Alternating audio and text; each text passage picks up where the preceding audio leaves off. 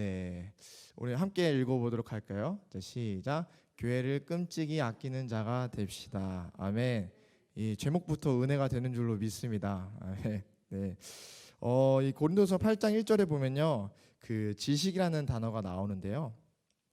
이 지식이라는 것은 안다는 것인데 네이버 지식 사전으로 보니까 어떤 대상에 대하여 배우거나 실천을 통하여 알게 된 명확한 인식이나 이해라고 의미를 다루고 있습니다. 그러니까 뭐냐면은 어떠한 것에 대해서 지식을 가지고 있는 사람은 그 어떠한 것에 대해서 옳고 그름 분별할 수 있는 능력을 가지고 있는 상태이기 때문에 우리가 그 무분별한 그 정보에 그 어떠한 것에서 다른 정보를 우리들 가운데 귀에 들렸을 때 그 다른 정보에 좌지우지 되지 않고 그 중심을 딱 가지고 옳은 정보로서 그 지식으로 알 수 있다는 것이죠.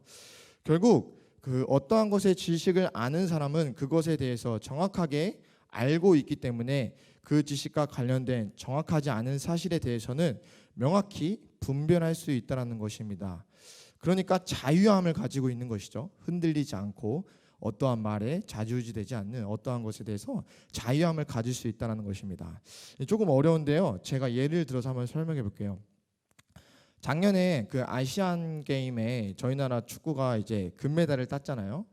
근데 그 과정에서 그 8강전에 우리나라 수비수가 그 옐로우 카드를 받았어요. 근데 왜 받았냐면은 코너킥을 올려야 되는데 코너킥을 올리지 않고 시간을 끌어서 옐로우 카드를 받았습니다. 이걸 보면서 많은 사람들이 욕을 했죠. 왜 쓸데없이 옐로우 카드를 받냐라는 것이에요. 옐로우 카드가 좋은 것은 아니지 않습니까? 그렇죠? 축구 경기에서 옐로우 카드를 2장 받으면은 이제 퇴장이잖아요. 그렇죠? 빨간 카드, 레드 카드는 바로 다이렉트 퇴장인데 이 옐로우 카드를 받은 것이 근데 고의적으로 받았다라는 것이죠. 예. 저는 축구를 좋아하고 잘 알기 때문에 이 시스템을 알기 때문에 어떠한 것이냐면은 이 축구 선수가 옐로우 카드가 그 전에 한 장이 있었어요. 그 전 경기에 한 장이 있었는데 이번 경기에 한 장을 더 받아서 이겨서 4강전에 올라갔을 때 경기를 못 뛰어요. 왜냐하면 옐로우 카드 2장이 적립되었으니까 그 다음 경기에 못 뛰어요. 근데 왜 이렇게 했냐? 이 선수가 잘하기 때문에 이 선수는 결승에 꼭 뛰어야 하는 선수이기 때문에 감독이 일부러 이 불안적인 요소, 옐로우 카드가 한 장 있었던 이 선수의 불안적인 요소를 지금 이 8강전에서 털어버리고 그냥 4강전에 좀 쉬게 하고 결승전에서 온전히 뛰게 하기 위해서 불안적인 요소를 없애고 온전한 상태에서 이 선수를 내보내기 위해서 옐로우 카드를 일부러 받는 전술을 이 감독이 택했다는 것입니다.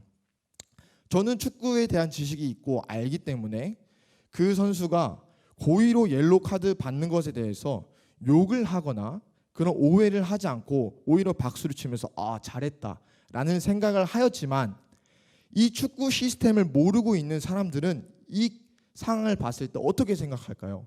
왜 쓸데없이 옐로우 카드를 받아서 그죠? 이러한 생각을 하면서 오해를 하고 그죠? 잘 모르니까 그것에 대해서 시험이 될 수 있고 부정적인 영향이 나에게 들어올 수 있다는 것입니다. 이것이 바로 지식을 아는 것과 그 지식을 모르는 자의 차이라는 것인데요. 이처럼 지식이 있다는 것은 그것에 대해서 알고 있기 때문에 가치 판단을 올바르게 할 수 있다는 것입니다. 좀 이해가 되시나요? 네. 하지만 성경에서 말하길 이것은 또 교만이 되어질 수 있다고 경고를 하고 있습니다. 우리 1절 마지막 부분을 함께 읽어보도록 할까요? 네, 우리 지식은 사람을 교만하게 하지만 사랑은 덕을 세웁니다. 네, 맞습니다. 이 지식이요 사람을 교만하게 만듭니다. 여러분들 지식이 있다는 것은 안다라는 것이에요. 제가 군대에서 제대했을 때 친척분들과 함께 식사를 나누고 있었는데 좀 잘 사는 집안이에요. 잘 사는 집안인데 고모께서 저에게 이런 말씀을 하셨어요. 아는 것이 힘이다.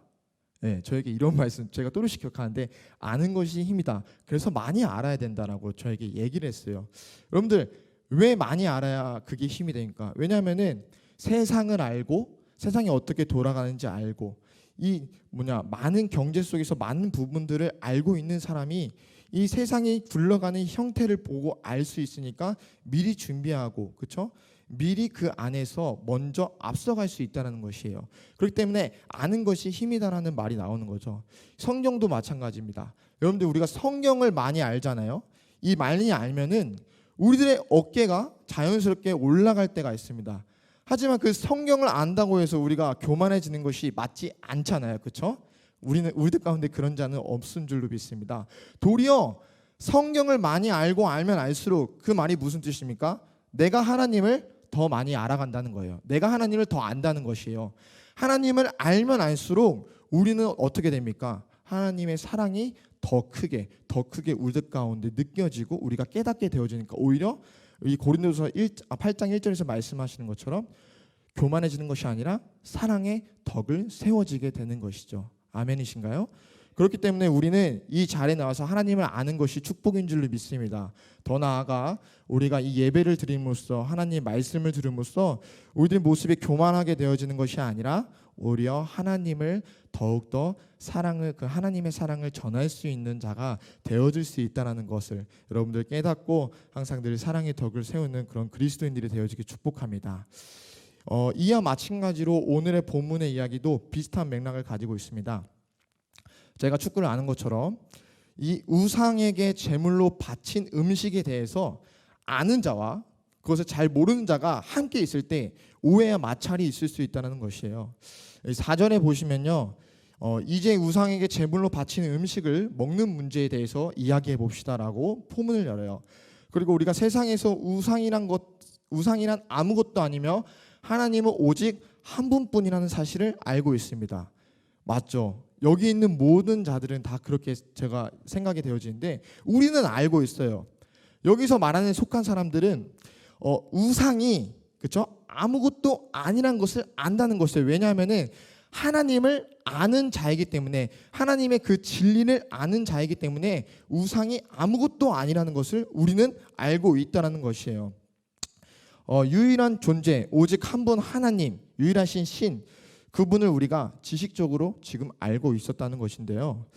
근데 5절에 보니까 하늘에나 땅에나 신이라고 불리는 존재가 많이 있고, 사실 많은 신이 있었고 많은 주가 있지만 라고 얘기를 하고 있는데, 여러분들 그 신이라 불리는 존재가 이 땅에 너무나도 많습니다. 저 태양 밝게 비추는 저 태양을 보고 사람들은 태양신을 만들어서, 그렇죠?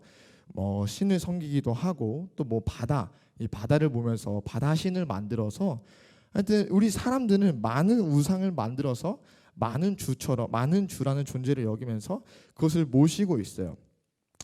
근데 6절에 보면 우리에게는 아버지가 되시는 하나님 한 분만 계십니다.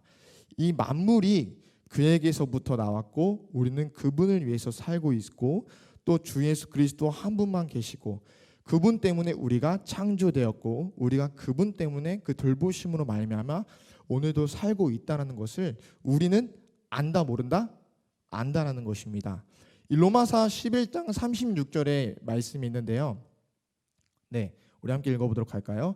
이는 만물이 주에게서 나오고 주로 말미암고 주에게로부터 돌아감이라 그에게 영광이 세세토록 있을지어다. 아멘. 맞습니다. 우리는 주님께로부터 나왔습니다. 주님께로부터 우리가 시작되어진 거죠. 우리의 생명이. 그리고 우리가 살아가고 있는 지금 이 순간도 주님으로 말미암아 우리 돌보심에 따라, 공급하시는 따라 우리가 오늘도 살아갈 수 있습니다. 나중에는 우리가 어디로 가죠? 다시 주께로 돌아가죠. 네, 세상이 이렇게 진리인 것을 우리는 알고 있는데 이 진리를 모르는 자가 있다는 것이에요. 아까 말씀드린 것처럼 바다에 바다신을 만들어서 섬기고 태양에 태양신을 만들어서 섬기고, 또 저번에 말씀 가운데 함께 나눴지만 사사기의 미가의 여인의 모습처럼 자기 자신을 품게 해서 자기가 우상을 만들어서 레인을 붙잡아 우상을 섬기는 것처럼 이 인간의 연약함 때문에 사람들은, 하나님을 모르는 자들은 자기 스스로 우상을 만들어서 신적인 것을 투영하여서 의지하고 그 우상을 진짜 실제하는 것처럼 존재하며 여긴다는 것입니다.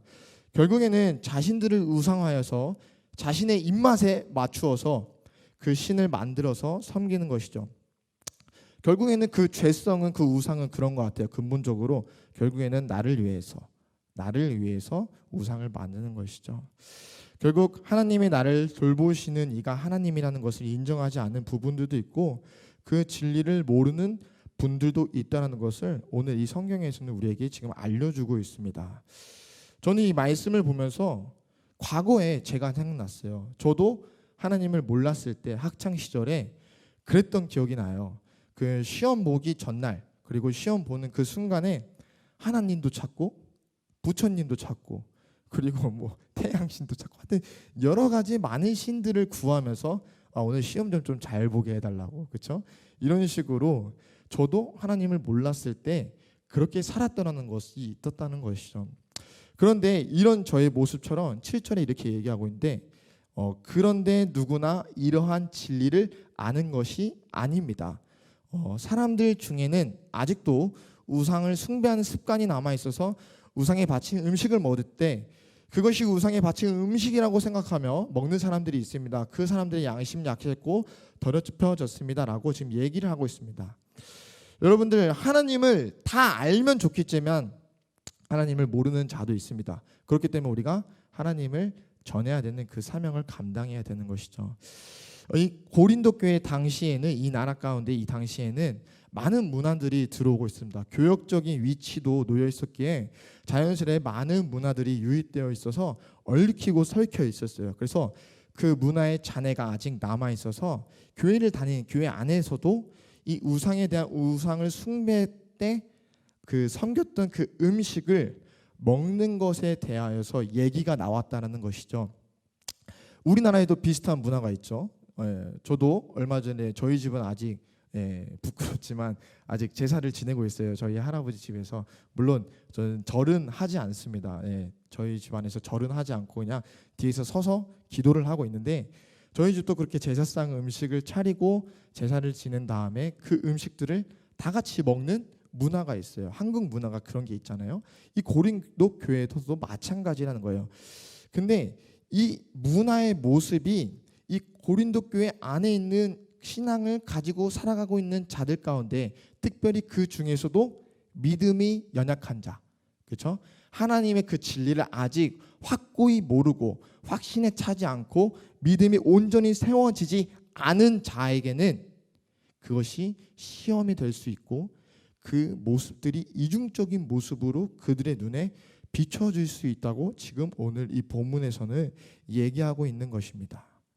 마치 서론에서 제가 말씀했던 것처럼 우리가 축구를 바라봤을 때 왜 쓸데없이 옐로우 카드를 받고 있느냐, 이러한 모습을 가지고 있었던 것처럼 지금 이 고린도 교회 이 안에 있는 믿음이 연약한 성도에게는 이런 모습이 있다는 것이에요. 왜 제사상에 올린 음식을 먹는 거지?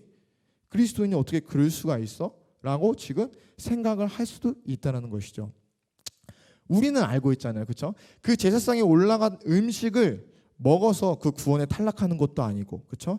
하나님 앞에 이르는 것은 예수 그리스도의 이름으로 말미암아 그 이름을 믿는 자, 그를 영접하는 자에게 그 하나님 앞에 나아갈 수 있는 진리가 있다는 것을 우리는 알고 있지만 그것에 대해서 연약한 자들도 있다는 것을 오늘 이 고린도 교회에서는 이 사도 바울은 편지를 쓰면서 지금 오늘날 우리에게도 얘기해 주고 있는 거예요. 여러분들, 교회 안에 모두가 믿음이 견고하게 세워진 백성만 있으면 너무나도 할렐루야죠. 그렇죠? 문제가 없고 분쟁이 없겠죠. 그렇죠? 성도 간에 분쟁이 없을 거예요. 그렇죠? 하지만 우리들 가운데는 연약한 자들도 있다는 것을 우리가 오늘 깨달아야 될 줄 믿습니다. 그렇기 때문에 오늘 앞서 1절에 말한 것처럼 성경을 많이 아는 것, 지식이 있다는 것, 하나님을 안다는 것은 우리가 그들을 바라볼 때 정죄함을 가지고 어떤 생각과 판단을 가지고 그들을 잣대를 가지고 바라보는 것이 아니라 도리어 그들을 바라볼 때 아직 하나님 앞에 세워지지 않은 부분들이 있구나라고 생각을 하면서 그들을 보듬어줘야 되고, 그리고 때로는 우리가 자유함을 가졌던 그 모습이 그들 가운데 시험이 되지 않을 수 있도록 우리 스스로의 모습을 사소한 것까지 하나하나 살펴볼 필요가 있다는 것을 오늘 본문에서는 우리에게 이렇게 얘기하고 있는 것입니다. 아멘인 줄로 믿습니다. 예. 저는 이 본문을 묵상하면서 내가 얼마나 믿음이 연약한 자에게 시험거리가 될 수 있는 말들을 많이 하고 있을까, 행동을 보여주고 있을까라는 생각을 해보니까 많은 부분들이 보여지더라고요. 예. 왜냐하면은 저는 하나님 앞에 하나님이 나를 구원하셨다는 것은 확신이 있는 사람으로서 주님 앞에 신앙을 생활을 하고 있기 때문에, 그렇죠? 어떠한 사소한 거 하나까지 그것을 바라보는 것이 아니라 큰 덩어리 안에서 저의 신앙생활을 이어가고 있었는데, 그 모습이 때로는 이 친구에게 걸림돌이 될 수도 있겠구나라는 생각이 되어지는 것입니다. 그렇기 때문에 9절에 사도 바울이 이렇게 고린도 교회 성도님들에게 이렇게 권면하고 있는 거예요. 9절 함께 읽어보도록 할까요? 시작. 그러나 여러분에게 있는 이 자유가 약한 사람들에게 걸림돌이 되지 않도록 조심하십시오. 네, 맞습니다. 이 사도 바울은 교회를 끔찍이 아끼는 자인 것 같아요. 그렇죠? 제가 이 본문을 묵상하면서 이렇게까지 교회를 사랑할 수 있나? 이렇게까지 공동체를 중시하면서 생각하는 자가 있을까? 라는 생각이 되어지는 것이에요. 그래서 저 마음 가운데도 도전이 되어지고 저 마음 가운데도 부끄러움이 생기더라고요. 나는 과연 내 신앙생활의 행복만을 위해서 내가 하고 싶은 대로, 그렇죠? 내가 정말 그 주님 앞에 신앙 고백을 드리는 모습이, 정말 그 자유함을 가지고 나아갔던 그 모습이 과연 믿음이 연약한 그 사람에게는 어떠한 모습이 있었을까라는 생각을 되면서 더욱더 조심스럽게 생각해야겠다, 이런 부분들이 생겼습니다. 한 가지 제가 대학원 그 교수님의 그 설명을 들으면서 이러한 모습이 있었는데, 교회는 형편이 다 다르잖아요. 그렇죠? 잘 사는 사람도 있고 정말 못 사는 사람들도 있을 수 있어요. 그렇죠? 근데 우리가 이 안에서 주님을 함께 고백하는 그런 공동체에서 부르심을 받아서 이곳에서 예배를 드립니다. 근데 우리가 주일날 이 자리에 나오기 이전까지 우리는 이러한 모습이 있을 수도 있다는 생각이 들더라고요. 예를 들면은 제가 굉장히 명품을 치장하여서 머리부터 발끝까지, 그렇죠? 뭐 엄청 비싼 시계부터 해서 하여튼 막 몇 천만 원을 제가 제 모습에 치장을 해서 교회 앞에 이렇게 만약에 상상을 해보시죠, 섰어요. 그래서 이 자리에서 설교를 하고 있어요. 근데 정말로 가난하게 찢어지게 가난한데, 그렇죠? 그래도 주님 앞에 이 자리 나와서 단돈 1,000원이라도 주님 앞에 헌금하는 그런 성도님이 있었다면은, 그 성도가 만약에 믿음이 연약한 부분이 있었다면 저의 모습을 보고 시험이 들 수도 있지 않을까라는 생각이 되어지는 부분이라는 것이죠. 정말 이 사소한 것, 나의 자유함이죠. 그렇죠? 나의 자유함인데 사도 바울은 오늘 우리에게 그 자유함이 만약에 성도에게 시험이 되고 걸림돌이 될 거라면은 너의 그 자유함을 잠시 넣어두라는 것이에요. 아멘. 우리가 그 사소한 거 하나까지 교회를 생각하는 마음, 교회를 생각하는 마음이 무엇입니까? 한 성도를 생각하는 마음이죠. 예수 그리스도께서 잃어버린 그 어린 양 한 명을 찾기 위해서 이 땅에 내려오셨던 것처럼 우리가 그 한 영혼을 생각하면서 우리가 신앙생활에 있어서 우리가 그 교회에서 자유함을 가지고 있던 그 부분들이 만약에 그 어린 양 한 명에게 시험거리가 될 것이라면은 우리는 그 자유함을 잠시 내려놓고, 그렇죠? 도리어 그 한 영혼을 위해서 사랑의 덕을 실천할 수 있는 그런 성숙한 그리스도인이 되어져야 되지 않나, 오늘 이 사도 바울은 본문을 통해서 우리에게 말씀하고 있는 줄로 믿습니다. 아멘. 이 시간 말씀을 마치려고 합니다. 13절에 보면은 사도 바울의 결단이 나오거든요. 여러분도 한번 말씀 듣고 한번 상상해 보십시오. 13절에 그러므로 내가 음식 때문에 내 동료 성도들이 걸려 넘어지게 되면 그 사람이 걸려 넘어지지 않도록 하기에 나는 평생 고기를 먹지 않을 것입니다 라는 이 사도 바울의 결단이 느껴집니까? 이 고기는 이렇게 생각하면 될 것 같아요. 내가 가장 좋아하는 것. 그렇죠? 내가 가장 좋아하는 것. 저도 한번 상상해 봤어요. 제가 가장 취미 활동 중에 좋아하는 운동, 축구. 근데 만약에 이 축구가 어떤 성도에게 걸림돌이 되고 시험이 된다면 나는 이 축구를 포기할 수 있을까? 라는 상상과 질문을 던져봤는데 쉽지 않더라고요. 저는 아직도 제 자아가 충만한 것 같아요. 근데 저는 이 사도 바울의 저 외침, 결단, 고백이 정말 교회를 끔찍히 사랑하는 자만 할 수 있는 생각이고 결단이라는 생각이 되어졌습니다. 저와 여러분들이 오늘 그 사도 바울의 그 권면 가운데 도전하고 결단하는 그런 귀한 성도의 모습이 되어지길 소망합니다. 여러분들, 이 세대는 너무나도 이기적으로 변모해 가고 있습니다. 어릴 때부터 입시라는 그 전적 속에서 살아왔던 우리 아이들이 청년이 되어서 또 청년이라는 그 취업이라는 그 경쟁 속에서 살아가는 우리 청년들이 여러분들 크니까 마음에 여유가 없어요. 계속 이기적으로 내 것을만 취하면서 내 옆에는 생각하지 않습니다. 근데 이 모습이 오늘날 우리 교회 가운데도 침투하여서 교회의 그 성도의 모습 가운데도 우리는 자기 중심적으로 이기적으로 살아가는 부분이 너무나도 많다는 것입니다. 저는 이 사도 바울의 간절한 외침이 우리들 마음 가운데 은혜로 다가왔으면 좋겠습니다. 솔직히 좀 조심스러운 부분도 있을 수 있어요. 그렇죠? 왜냐면은 명품 살 수 있죠. 그렇죠? 명품 교회 가운데 가져올 수 있죠. 나에게 자랑이 될 수도 있죠. 그렇죠?